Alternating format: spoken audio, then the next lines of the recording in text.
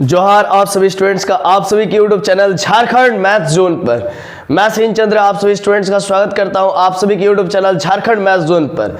तो प्यारे बच्चों, जैसा कि आप सभी देख पा रहे हैं, लेक्चर नंबर 19 में हम लोग प्रवेश कर चुके हैं और सेमेस्टर 2 के बच्चों के लिए है differential equation, BSc mathematics honours, साथ ही साथ बीटेक वालों के लिए और बीई वालों के लिए पेपर नंबर 4 चल रहा है, जैसा कि बोर्ड में लिखा हुआ है। और आज 2 क्वेश्चंस मैं बताऊंगा डिफरेंशियल इक्वेशन से रिलेटेड, और यहां पर आपको ये नहीं चेक करना है कि ये एग्जैक्ट है या नहीं है, आपको सिर्फ बनाना है। तो बनाना किस प्रोसेस से है? तो बनाना है आपको इंस्पेक्शन मेथड से।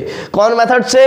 तो इंस्पेक्शन मेथड से। और इंस्पेक्शन मेथड में हम लोग ये नहीं चेक करते हैं कि जो डिफरेंशियल इक्वेशन है वो एग्जैक्ट है या नहीं है। और आपको मालूम है एग्जैक्ट है या नहीं है चेक करने के लिए del m by del y और del n by del x निकालते हैं, और अगर ये दोनों बराबर हो जाता है then we can say that, तब हम लोग कहते हैं कि the given differential equation is an exact differential equation. And आपको इसके लिए सॉल्व करने का एक अनदर मेथड भी मैंने बता रखा है, जिसको कहते हैं general method for solving exact differential equation. लेकिन यहां पर जो हम लोग बात करने जा रहे हैं, यहां पर हम लोग को चेक नहीं करना है कि the given differential equation is exact और नॉट, मतलब ये एग्जैक्ट है या नहीं। ये डायरेक्ट हमको इंस्पेक्शन मेथड से, नाम ही है इंस्पेक्शन कीजिए और उसको सॉल्व कीजिए। जरा देखिए क्या है सॉल्व में। क्वेश्चन दिया हुआ x प्लस वाई, फिर open bracket of dx minus dy, इसके बाद dx प्लस dy। ये पहला क्वेश्चन हुआ, तो सबसे पहले आप लिखेंगे the given differential equation is x plus y dx minus dy equal to dx plus dy। Clear है? अब आपको करना क्या है, आपको यहां पर देखना है कि किसी मतलब कि 2 टर्म या 3 टर्म को एक साथ रखते हैं तो क्या मुझे उसका एक डायरेक्ट डिफरेंशियल मिल रहा है या फिर नहीं मिल रहा है। तो हम लोग पैसा उसी कड़ी में इस प्रोसेस को आगे बढ़ाएंगे। तो dx माइनस dy को यहां पर रहने देते हैं, और मैंने यहां पर देख लिया x प्लस वाई है और यहां पर भी मैंने देख लिया dx प्लस dy है, तो क्यों ना d को यहां पर कॉमन ले लिया जाए। हालांकि मैं यहां पर भी d को कॉमन ले सकता था, बट यहां पर d को कॉमन लेने से कोई फायदा नहीं होगा क्योंकि यहां पर प्लस है। यहां पर d को कॉमन लेने से फायदा ये होगा कि यहां पर x प्लस वाई बन जाएगा, और ऑलरेडी यहां पर x प्लस वाई है। तो dx माइनस dy को एक तरफा और इधर dx प्लस dy, और ये जो x प्लस वाई है इनटू में है, ये डिवाइड में चला जाएगा, और यहां पर d में कॉमन ले लूंगा तो x प्लस वाई नीचे में x प्लस वाई बच जाएगा, that is dx minus dy। ये हो गया। Now integrate both sides then we get. तो आप दोनों तरफ इंटीग्रेट करेंगे, तो dx का इंटीग्रेट करेंगे, dy का इंटीग्रेट करेंगे, d of x plus y का, नीचे में x प्लस वाई है। तो एक बात आपको यहां पर जानकारी अगर नहीं है तो यहां पर जानकारी ले लीजिए कि d ऑफ x और नीचे में अगर मान लीजिए x रहे तो इसका इंटीग्रेशन होता है log x, log mod x, है ना। मतलब dy by d x of मतलब कि नीचे में अगर x रहे 1 बाई एक्स का इंटीग्रेशन क्या होता है, तो log mod x होता है। क्या होता है? log mod x होता है। बेस e प्लस c भी होता है, लेकिन यहां पर देखिए क्या होता है, log mod x plus c होता है, ठीक है ना। मतलब एक कांस्टेंट इंटीग्रल आएगा, इंटीग्रल कांस्टेंट आएगा। तो अब बात यहां पर है कि मॉडुलस क्यों लगाए। देखिए मॉडुलस का मतलब होता है log का जो वैल्यू होता है, log का जो आर्गुमेंट होता है वो ऑलवेज पॉजिटिव होता है, ठीक है ना। बहुत सारे राइटर्स, बहुत सारे ऑथर्स इस मॉडुलस को नहीं देते हैं क्योंकि वे सेल्फ अंडरस्टूड होते हैं कि बच्चे समझ जाएंगे, है ना, कि log का वैल्यू ऑलवेज पॉजिटिव ही रहता है, ठीक है ना। इसीलिए यहां पर मतलब कोई औचित्य नहीं है कि आप यहां पर अगर मान लीजिए मॉडुलस नहीं भी लगाइएगा, सिर्फ log x प्लस वाई भी लिखेगा तो भी वो मान्य होगा, ठीक है ना। तो ये बात है बच्चों, इसमें कोई प्रॉब्लम वाली बात नहीं है। तो कुल मिला के अगर देखा जाए तो आपका आंसर हो गया dx का इंटीग्रेशन कीजिएगा तो कुछ नहीं तो 1 इंटू dx है, 1 इंटू dx का इंटीग्रेशन x होगा, 1 इंटू dy का इंटीग्रेशन y होगा, और इसका integration log of modulus x plus y plus c होगा। तो ये पहले डिफरेंशियल इक्वेशन, मतलब ये इस क्वेश्चन का, इस डिफरेंशियल इक्वेशन का सॉल्यूशन निकल आया है। इसको हम लोग जनरल सॉल्यूशन कहेंगे। क्यों जनरल सॉल्यूशन कहेंगे? क्योंकि यहां पर जनरल आर्बिट्ररी कांस्टेंट है, ठीक है ना, c, और c के जगह पर एक कोई पार्टिकुलर वैल्यू पुट कर देंगे, देन हम लोग कहेंगे दिस इज कॉल्ड, जैसे c के जगह पर 2 3 कुछ भी पुट कर देंगे, देन हम लोग कहेंगे this is particular solution. But अभी हम लोग इसको पार्टिकुलर ना कह करके जनरल ही कहेंगे। चलिए ये क्लियर हुआ। अब इस क्वेश्चन पर हम लोग फोकस करते हैं। X d y by d x plus y equal to x square y square है, ठीक है ना। तो इस डिफरेंशियल इक्वेशन का हम लोग को सॉल्यूशन करना है, ठीक है ना। तो यहां पर आप देख सकते हैं, यहां पर डिफरेंशियल के फॉर्म में था, x का डिफरेंशियल dx था, y का डिफरेंशियल dy था, यहां पर भी x का डिफरेंशियल dx था, y का डिफरेंशियल dy था।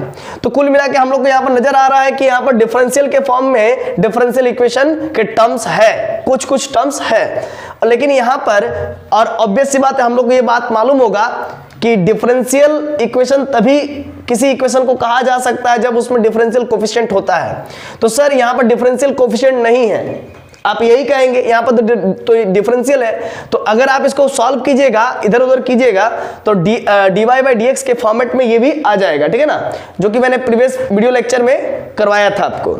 तो उसी प्रकार से यहां पर डिफरेंशियल कोफिशिएंट के फॉर्म में है, dy बाई dx को डिफरेंशियल कोफिशिएंट कहते हैं, या फिर rate of change of y with respect to x कहते हैं। तो ये जो चीज है डिफरेंशियल कोफिशिएंट के फॉर्म में, इसको डिफरेंशियल में कन्वर्ट करना पड़ेगा।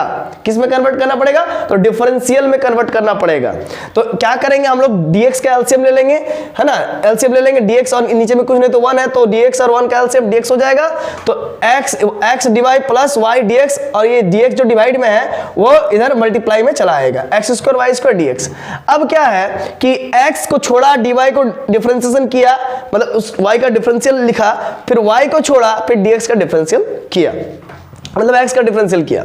तो अब हमारा ये जो चीज है, ये जो डिफरेंशियल है, इसका डायरेक्ट डिफरेंशियल xy है, मतलब xy का जब आप डिफरेंशियल करते हो तो ये मिलता है। क्लियर बात है, क्योंकि मैंने आपको कुछ some important differential formula differentials को लिखवा चुका हूं पिछले वीडियो लेक्चर में, तो आप उसको देख लीजिए। तो d of xy equal to x square y square dx। तो अब बच्चों यहां पर समझिए, d ऑफ xy हो गया, ये x स्क्वायर y स्क्वायर है, नीचे आएगा तो इसको हम लोग लिखेंगे इनटू में, तो डिवाइड में आ गया, xy का होल स्क्वायर लिख देंगे और x स्क्वायर y स्क्वायर हो जाएगा स्क्वायरिंग करने पर, और इधर dx बच गया। अब यहां पर बात को समझिए, 1 अपॉन x स्क्वायर, देखिए बात को समझिए, 1 अपॉन x स्क्वायर और dx, x के जगह पर xy है तो यहां पर भी xy है, यहां पर x है तो यहां पर भी x है, तो इसको ऊपर ले जाएंगे तो -2 dx, तो क्या हो जाएगा इसका इंटीग्रेशन -1 अपॉन x होगा कि नहीं होगा? तो वही बात है, अगर इसका इंटीग्रेशन करेंगे, इसका इंटीग्रेशन किया जाएगा तो -1 अपॉन x, तो -1 अपॉन x, x के जगह पर xy है तो इसीलिए xy हो जाएगा, इक्वल टू 1 इंटू dx का इंटीग्रेशन x हो जाएगा, और यहाँ पर प्लस c हो जाएगा। अच्छा, इंटीग्रल कांस्टेंट तो इधर भी आ सकता था सर, प्लस c1, इधर प्लस c2, तो फिर वही ना बात होता बाबू, इधर c2 बचता तो इधर c1 उठा के उधर करते तो c2 माइनस c1, तो फिर बाद में लिखते c2 minus c1 equal to c, तो इसीलिए मैंने डायरेक्ट लिख दिया। समझ रहे हैं कि नहीं समझ रहे हैं? कोई उससे बड़ी बात नहीं है, मतलब आप दो तरफ अगर इंटीग्रल कांस्टेंट लगाना चाहते हैं तो as your wish as your choice, ठीक है, आप कर सकते हो। बट बाद में आप क्या करोगे लास्ट में, अगर मान लीजिए अभी तो जनरल सॉल्यूशन पर हम लोग बात कर रहे हैं, तो हो सकता है कि यहाँ पर c1 आएगा और वहां पर c2 आएगा, तो एक तरफ फिर हम कर देंगे, एक ही तरफ करेंगे ना, c2 माइनस c1 करेंगे, इधर c2 रहेगा, इधर का c1 उठ करके उधर जाएगा तो -c1 हो जाएगा। तो -c1 मतलब c2 माइनस c1 को हम लोग एट लास्ट c मान लेंगे, कैपिटल C मान लेंगे, ठीक है ना, इस प्रकार से। या फिर एक अगर मान लीजिए पर्टिकुलर सॉल्यूशन आता तो इसमें इंटीग्रल कांस्टेंट 2 होता या 3 होता, कुछ भी होता ना बाबू, और उधर 4 होता, 5 होता, कुछ भी होता, तो 2 और इधर 4 होता, इधर 2 होता, तो 4 इधर 2 को उधर, इधर वाले 2 को उधर ले जाते तो 4 माइनस 2 होता, तो 4 माइनस 2 एट लास्ट 2 ही बचता, तो एक ही इंटीग्रल कांस्टेंट बचेगा। तो ऑब्वियस सी बात है, इसीलिए हम लोग C ही रखे हैं। तो इससे कोई घबराने की बात नहीं है, आप चाहो तो दोनों तरफ इंटीग्रल कांस्टेंट लगा सकते हो, लेकिन एक जनरल फॉर्म में जो आंसर होता है ना वही मान्य होता है, वही अच्छा लगता है, कि स्टैंडर्ड फॉर्म में जो आंसर आता है वही अच्छा लगता है। क्लियर है? तो ये यहां तक मैंने आपको क्लियर करवाया है लेक्चर नंबर 19 में। लेक्चर नंबर 19 में ये 2 क्वेश्चन बताया, और इसको इरेज करके फिर एक और क्वेश्चन आपको मैं बतला रहा हूं। तब तक के लिए आप इसको जो है कि स्क्रीनशॉट ले लीजिए। तो चलिए अब आगे मूव करते हैं और एक और क्वेश्चन को देख लेते हैं। देखिए, y into e to the power minus x y d x minus x into e to the power minus x y plus y cube into d y equal to 0।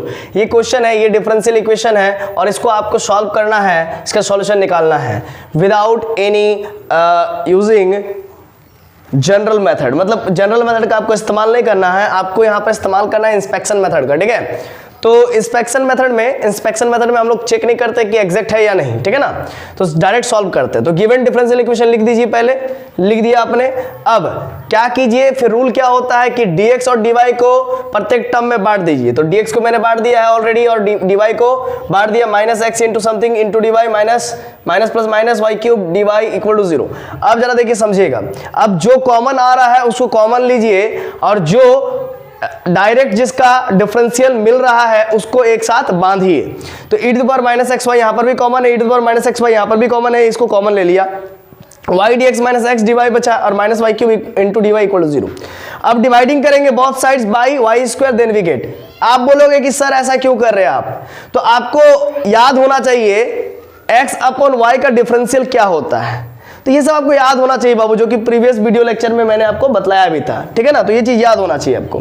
तो आप देखिए ना कि अगर वाई स्क्वायर से यहाँ पर divide करेंगे रे बच्चा, तो नीचे में वाई स्क्वायर होगा, फिर ऊपर में वाई छोड़ेंगे, dx को करेंगे और माइनस, फिर x से मन भर जाएगा तो x को छोड़ेंगे और y का डिफरेंशियल लिखेंगे। तो ये किसका डिफरेंशियल होता है, अगर नीचे में वाई स्क्वायर मल्टीप्लाई कर देंगे और वाई स्क्वायर है क्या, तो वाई स्क्वायर इंटीग्रेटिंग फैक्टर है। मतलब इसको सॉल्व करने के लिए हम किसका सहारा ले रहे हैं, तो इंटीग्रेटिंग फैक्टर का। तो इंटीग्रेटिंग फैक्टर क्या होता है, तो वो फंक्शन जो कि x का भी हो सकता है और y का भी हो सकता है, जिसको गिवन डिफरेंशियल इक्वेशन में मल्टीप्लाई करने पर गिवन डिफरेंशियल इक्वेशन का एक डायरेक्ट डिफरेंशियल आ जाता है। तो इसीलिए y dx minus x dy का अभी तक कोई भी डायरेक्ट डिफरेंशियल नहीं है। अगर यहां पर प्लस होता तो d ऑफ एक्स वाई का ये डिफरेंशियल होता, लेकिन ये d ऑफ एक्स वाई का डिफरेंशियल नहीं है, क्योंकि y छोड़ा dx किया फिर प्लस होता, फिर x छोड़ा dy किया तो फिर वो d ऑफ एक्स वाई का डिफरेंशियल होता। लेकिन यहाँ पर माइनस है, तो माइनस किस केस में होता है, याद कीजिए u बाई v रूल में होता है, तो v का स्क्वायर होना चाहिए, तो जो यहाँ पर है उसी को डिवाइड करेंगे, है ना। तो इसीलिए दोनों तरफ डिवाइड करने से कोई फर्क नहीं पड़ेगा, तो इसीलिए लिखिए dividing both sides by y square then we get. तो that is e to the power minus x y y d x minus x d y upon y square divide कर दिया, माइनस वाई क्यूब इस term में भी करेंगे, तो y cube upon y square into d y equal to 0, 0 divided by y square, तो मतलब 0 ही होता है। अब आप यहां पर देखिए रे बच्चा, that is e to the power minus x y और y dx minus x d y upon y square, इसका differential d of x y होता है। मतलब एक्स वाई x अपॉन y का डिफरेंशियल ये होता है, क्लियर है। तो इसीलिए इसके बदले ये लिखे, कोई दिक्कत, और ये हो गया। अब इसको इंटीग्रेट कर देंगे, देखिए इसको इंटीग्रेट आराम से कर सकते हैं और इसको भी इंटीग्रेट आराम से कर सकते हैं। क्यों, क्योंकि एक बात आपको यहां पर समझना पड़ेगा जो कि मैं उधर बताऊंगा, ठीक है। चलिए पहले हम इसको इंटीग्रेट करते हैं। इंटीग्रेटिंग बोथ साइड्स लिख दिए, now integrate both sides then we get. तो e to the power minus x y into d of x y minus y d y, अगर इंटीग्रेट करेंगे तो अब एक इंटीग्रल कांस्टेंट c आएगा, क्लियर है। अब यहां पर एक मुझे रफ वर्क बताना पड़ेगा, देखिए रफ वर्क समझिए। देखिए बच्चा, अगर e to the power x और dx रहे तो इंटीग्रेशन क्या होता है, e to the power x अब प्लस c होता है कि नहीं होता है, होता है कि नहीं होता है। तो देखिए बच्चा, देखिए e का पावर कौन है, x है, और यहां पर भी देखिए x है, तो इसका इंटीग्रेशन e x होता है। तो अब बात को समझिए, e का पावर xy है और यहां पर xy है, तो इसका भी इंटीग्रेशन नहीं समझ में आया। चलिए फिर से एक बार समझ लीजिए, एक दूसरा एग्जांपल लेकर के देखिएगा, ध्यान से समझिएगा। देखिए मान लीजिए e to the power minus x रहे, माइनस एक्स रहे इंटू डी एक्स रहे, e to the power minus x रहे इंटू डी एक्स रहे, तो बाबू इंटीग्रेशन में जो x का कोफिशिएंट होता है वो तो निकलता है, लेकिन वो डिवाइड में निकलता है, तो 1 अपॉन माइनस 1, और e का पावर x का डिफरेंशिएशन क्या होता है, e to the power x होता है, और e to the power minus x है तो e to the power minus x ही होगा उसका इंटीग्रेशन। समझ रहे कि नहीं समझ रहे, x का कोफिशिएंट क्या है, -1, तो कोफिशिएंट क्या होता है, इंटीग्रेशन में निकलता है और वो डिवाइड में रहता है, और डिफरेंशिएशन में मल्टीप्लिकेशन में निकलता है, मतलब कि वो मल्टीप्लाई में निकल जाता है, सामने निकलता है, और ये डिवाइड में निकल जाता है, मतलब जो कोफिशिएंट होता है वो डिवाइड में हो जाता है, उसको डिवाइड कर देते हैं। जो x का कोफिशिएंट है -1, उसको डिवाइड कर देंगे, तो ये इसका आंसर हो गया। अब प्लस c1 या प्लस c2 एक इंटीग्रल कांस्टेंट लगाना जरूरी है, वो लगा दीजिए, ठीक है। प्लस c1 लगा दिए, चलिए हटाइए, प्लस c1 एक इंटीग्रल कांस्टेंट लगा दी। तो उसी प्रकार से देखिए d ऑफ एक्स वाई, यहां पर भी एक्स वाई है, यहां पर भी एक्स वाई है, सेम आ गया, तो इसका मतलब इसका क्या होगा, e to the power minus x y होगा, लेकिन एक्स वाई का इंटीग्रल कांस्टेंट -1 है तो 1/-1 हो जाएगा, अब माइनस वाई स्क्वायर बाई 2 हो जाएगा इसका इंटीग्रेशन, और एक इंटीग्रल कांस्टेंट सी। आप कहिएगा इसके साथ C1 क्यों नहीं लगाए? अरे बाबू, इसके साथ C1 लगाते, फिर इसके साथ C2 लगाते, दोनों को जोड़ के C1 प्लस C2 करते, फिर उसको राइट हैंड साइड में ले जाते तो माइनस C1 प्लस C2 होता है ना, तो माइनस C1 प्लस C2 को फिर C मानना पड़ता, एक झमेला होता, तो इसीलिए झमेला को हटा दिए, डायरेक्ट C कर दी, ठीक है। तो minus e to the power minus x y minus y square upon 2 equal to C, minus को कॉमन ले लेना है, e to the power minus x y, और यहाँ पर माइनस प्लस माइनस हो जाएगा तो यहाँ पर प्लस हो गया, y square upon 2 equal to C। तो अब जरा देखिए, अब यहाँ पर देखिए जो माइनस है और ये 2 है, ठीक है, इस 2 का एलसीएम ले लेंगे, कुछ नहीं तो e to the power minus x y के नीचे में कुछ नहीं तो 1 है, तो 1 और 2 का एलसीएम 2 हो जाएगा, तो 2 यहाँ पर चल जाएगा, तो 2 into e to the power minus x y plus y square, और ये 2 इंटू डिवाइड में है तो इंटू में चला जाएगा 2c हो जाएगा, और ये माइनस यहाँ पर है तो उधर चल जाएगा तो माइनस हो जाएगा, माइनस 2c हो जाएगा। तो मेरा बचा क्या, 2 into e to the power minus x y plus y square equal to minus 2c, तो माइनस 2c को हम लोग k मान लेते हैं, where minus 2c equal to k, तो k हो गया। तो ये आपका क्या हो गया, यह आपका सॉल्यूशन हो गया, किसका बाबू, तो इस गिवन डिफरेंशियल इक्वेशन का ये सॉल्यूशन निकल आया। तो आई होप आपको समझ में आ गया होगा कि इंस्पेक्शन मेथड से डिफरेंशियल इक्वेशन को कैसे सॉल्व किया जाता है। तो चलिए यहां पर मैं आपको बतलाया कि किस प्रकार से इंस्पेक्शन मेथड के लिए इंटीग्रेटिंग फैक्टर का जरूरत पड़ता है, उसको मल्टीप्लाई करने के बाद एक डायरेक्ट डिफरेंशियल आ जाता है, जो गिवन डिफरेंशियल इक्वेशन होता है, अगर वो एग्जैक्ट नहीं होता है, हालांकि इंटीग्रेटिंग फैक्टर डिफरेंशियल इक्वेशन को एग्जैक्ट बनाने के लिए करते हैं, ठीक है ना। तो यहां पर हम लोग एग्जैक्ट बनाते नहीं है या चेक उक करते नहीं है, देखते हैं कि एग्जैक्ट बन रहा है कि नहीं, और नहीं बन रहा तो इंटीग्रेटिंग फैक्टर मल्टीप्लाई कर देते हैं। वो अपने सोच पर डिपेंड करता है, आप कितना सोच सकते हैं उस पर डिपेंड करता है, और आपका डिफरेंशियल जो फार्मूलाज लिखवाए हुआ हूं मैं सम इंपॉर्टेंट डिफरेंशियल फार्मूला लिखवाया हुआ हूं मैं, है ना, मतलब मैंने लिखवा चुका हूं। अगर आपको वो ब्रेन में, आपके मेमोरी में लर्न है, याद है, तो फिर आप इधर उधर सेटिंग गेटिंग कर सकते हैं, मतलब इंटीग्रेटिंग फैक्टर का चयन कर सकते हैं, सिलेक्शन कर सकते हैं कि क्या इंटीग्रेटिंग फैक्टर मल्टीप्लाई करेंगे जिससे वो किसी ना किसी का डायरेक्ट डिफरेंशियल बन जाए।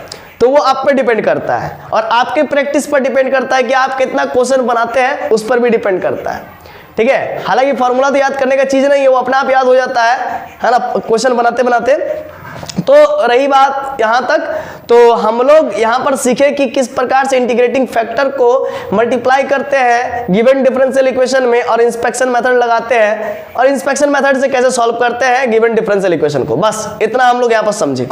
और इंटीग्रेटिंग फैक्टर से और भी कई टॉपिक्स है जिसके मदद से हम लोग इंटीग्रेटिंग फैक्टर ढूंढते हैं, मतलब और भी कुछ टॉपिक्स है जिसमें भी हम लोग इंटीग्रेटिंग फैक्टर मल्टीप्लाई करेंगे, लेकिन इस बार इंटीग्रेटिंग फैक्टर को मल्टीप्लाई करने का तरीका अलग होगा, ठीक है ना, इंटीग्रेटिंग फैक्टर खोजने का विधि अलग होगा। तो ये सब हम लोग पढ़ेंगे नेक्स्ट वीडियो लेक्चर में, और करीब करीब 6 टाइप है जिसके मदद से आपको इंटीग्रेटिंग फैक्टर खोजना पड़ता है, और खोजकर उसको गिवन डिफरेंशियल इक्वेशन में मल्टीप्लाई करना पड़ता है, एंड देन वो डिफरेंशियल इक्वेशन एग्जैक्ट में बदलता है, यानी कि उसका एक पर्टिकुलर डिफरेंशियल फार्मूला में कन्वर्ट वो हो जाता है, तो फिर वो जरूर ऑब्वियस सी बात है कि वो डिफरेंशियल इक्वेशन एग्जैक्ट हो जाता है, फिर उसको सॉल्व करना, उसका सॉल्यूशन निकालना बड़ा ही आसान हो जाता है। तो अब हम लोग नेक्स्ट वीडियो लेक्चर में, लेक्चर नंबर 20 में integrating factor in special cases के बारे में बात करेंगे, और उसमें रूल 1 रूल 2 देखेंगे। रूल 1 में जब mx plus ny not equal to 0 होगा तब कैसे इंटीग्रेटिंग फैक्टर निकालते हैं उस पर बात करेंगे। तो mx प्लस ny सर ये क्या बोल रहे हैं, तो भाई आपको मालूम होगा m dx plus n dy equal to 0, ये अगर इक्वेशन आए तो इस इक्वेशन को first order and first degree differential equation कहते हैं। तो इस फॉर्मेट में जो भी आएगा वहां से हम लोग m को खींच लेंगे, निकाल लेंगे, और फिर देखेंगे x के साथ मल्टीप्लाई करके, और फिर जोड़ करके देखेंगे n को y के साथ मल्टीप्लाई करके, फिर दोनों को जोड़ करके देखेंगे कि वो 0 आ रहा है या फिर नहीं आ रहा है। अगर 0 नहीं आ रहा है तो फिर उसको तो फिर उस डिफरेंशियल इक्वेशन का इंटीग्रेटिंग फैक्टर निकालने का एक प्रोसेस होगा, वो होगा 1/mx प्लस ny। तो ये सब है ना, कुछ रूल्स है 2-4 गो, तो अभी इस वीडियो लेक्चर में वो सब समझ में नहीं आएगा, ठीक है। मैं आपको नेक्स्ट वीडियो लेक्चर में समझाऊंगा।